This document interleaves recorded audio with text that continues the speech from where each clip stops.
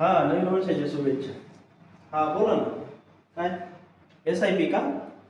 हा, करू ना आपण. तुमची मनाची तयारी आहे का पण? नक्की करू. चालेल चालेल, काय अडचण नाही, करून टाकू. सर कोणाशी बोलत होते नवीन वर्षाबद्दल? काय नाही, नवीन वर्षाच्या शुभेच्छाचा फोन आला होता.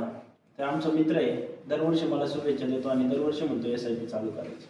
मागे 3 वर्षापूर्वी मी, माझा मित्र आणि आणखी तो, ज्याचा आत्ता फोन आला होता तो, बरं का, आम्ही एकत्र बसलेलो होतो आणि आम्ही त्यावेळेस SIP करायचं ठरवलं होतं. तर आम्ही दोघांनी चालू केलं, याने SIP काही चालूच केली नाही. 10 वर्षाचा आम्ही पिरियड घेतला आणि 10,000 रुपयाची प्रति महिन्याला SIP चालू केली. त्याला त्यावेळेस समजून सांगितलं SIP चालू कर चालू कर. हा म्हणला नाही, आज करू, उद्या करू, नंतर करू. आता 2026 आले, 3 वर्ष झाले, साहेबांनी काय अजून SIP चालू केली नाही. आज म्हणतात चालू करू. पण तुम्हाला सांगू का त्याचं नुकसान काय होणार आहे?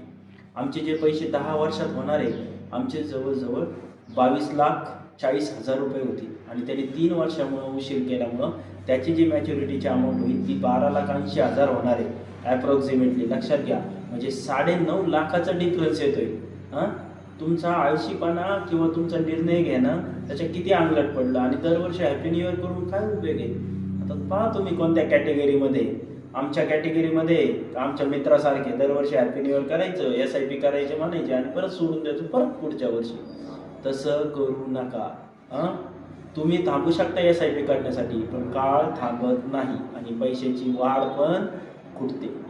तर नक्कीच SIP करा आणि नवीन वर्षाची छानशी गिफ्ट आपल्या फॅमिलीला.